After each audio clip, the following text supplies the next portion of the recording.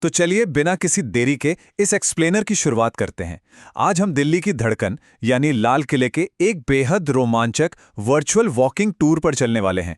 यकीन मानिए ये सफर उन कहानियों और वास्तुकला के राज खोलेगा जो सदियों से इन पुरानी दीवारों में छिपे हैं। मेन गेट से अंदर जाने से पहले ना एक बहुत बड़ी गलतफहमी दूर कर लेते हैं। कई लोगों को लगता है कि लाल किला अकबर ने बनवाया था और यहाँ गणतंत्र दिवस मनाया जाता है। बिल्कुल नहीं। सच ये है कि इसे शाहजहां ने बनवाया था। और हाँ, यहाँ हर साल 15 अगस्त को स्वतंत्रता दिवस पर प्रधानमंत्री झंडा फहराते हैं, जिसकी शुरुआत पंडित जवाहरलाल नेहरू ने की थी। और क्या आप जानते हैं कि इसका असली नाम कभी लाल किला था ही नहीं। असल में इसे किला-ए-मुबारक यानी भाग्यशाली किला कहा जाता था। लेकिन जब आम जनता ने इसके इन खूबसूरत लाल पत्थरों को देखा तो बस उन्होंने इसे लाल किला कहना शुरू कर दिया और फिर यही नाम इतिहास में हमेशा के लिए दर्ज हो गया। तो आज के हमारे इस एक्सप्लेनर का सफर कुछ ऐसा रहेगा। सबसे पहले लाहौरी गेट के रहस्य, फिर भारत का पहला कवर्ड मॉल, उसके बाद दीवाने-आम, महल और स्वर्ग की नहरें, फिर एक साम्राज्य का पतन और आखिर में संग्रहालय और जीवन रक्षक बाग। चलिए नंबर 1 से शुरू करते हैं। लाहौरी गेट के रहस्य और किले में प्रवेश।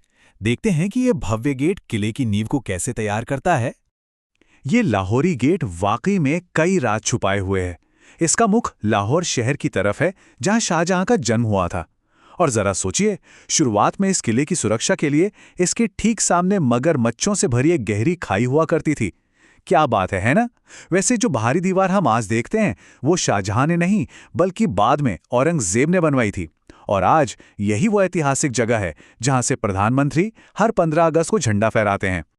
आगे बढ़ते हैं हमारे दूसरे पड़ाव पर, भारत का पहला कवर्ड मॉल यानी 17वीं सदी में खरीदारी का शानदार अनुभव।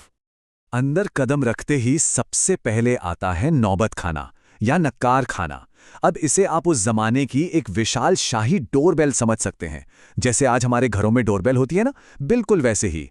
जब भी सम्राट आते या जाते थे तो यहीं से नगाड़े बजाकर उनके आने जाने की भव्य घोषणा की जाती थी। इस शाही डोरबेल को पार करते ही हम पहुंचते हैं छत्ता बाजार में। उस दौर में बाजार आमतौर पर खुले होते थे, लेकिन ये भारत का पहला छत वाला मॉल था।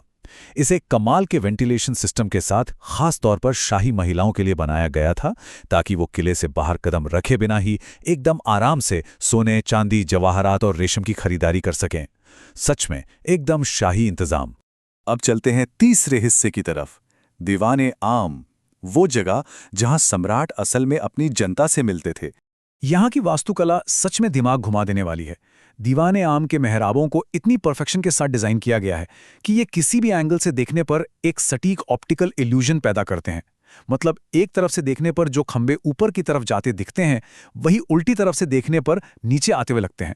और डिजाइन इतना सटीक है कि कोई भी खंबा दूसरे का नजारा बिल्कुल नहीं रोकता। और जहां सम्राट बैठते थे ना, उस जगह को मीनाकारी से सजाया गया था। ध्यान रहे, ये कोई साधारण पेंटिंग नहीं है।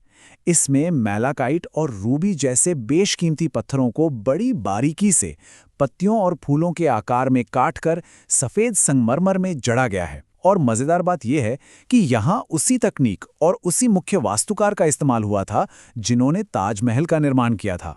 चलिए सफर को आगे बढ़ाते हैं चौथे पड़ाव की ओर, महल और स्वर्ग की नहरें।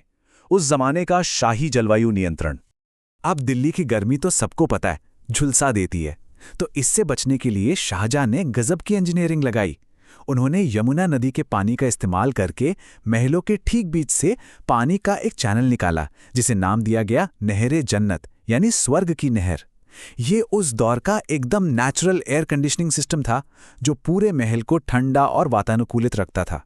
इसके अलावा यहाँ के मंडपों को भी बहुत ही स्मार्ट तरीके से बनाया गया था। सावन के महीने में बारिश दक्षिण से आती थी, तो सावन मंडप की दीवारें दक्षिण की ओर बनाई गई ताकि भारी मानसून की बारिश को रोका जा सके। वहीं भादों के महीने में हवा का रुख बदल जाता था, इसलिए भादो मंडप को उत्तर की ओर दीवार के साथ बनाया गया ताकि शाही परिवार हर मौसम का पूरा मजा ले सके। हमारा 5वां अध्याय थोड़ा दुखद है। एक साम्राज्य का पतन, लूट और निर्वासन।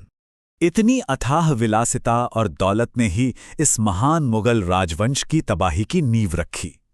आज अगर आप दीवाने खास की दीवारों को देखेंगे तो वहां आपको खाली जगहें दिखेंगी जहां कभी बेशकीमती पत्थर जड़े थे। पुराने आक्रमणकारियों ने तो इसे लूटा ही, लेकिन आज के कुछ पर्यटक भी लिटरली उन अमूल्य पत्थरों को खुरच कर निकाल लेते हैं। जैसा कि एक ऐतिहासिक विवरण में सटीक कहा गया है, कुछ पत्थर गायब हैं, आगंतुक खुद नादिर शाह बन गए हैं जो स्वयं पत्थरों को हटा रहे हैं। ये वाकई ही बहुत निराशाजनक है। अगर हम इस पतन की टाइमलाइन देखें तो सब कुछ बहुत तेजी से हुआ। 1739 में नादिर शाह ने ठोस सोने का मयूर सिंहासन लूटा।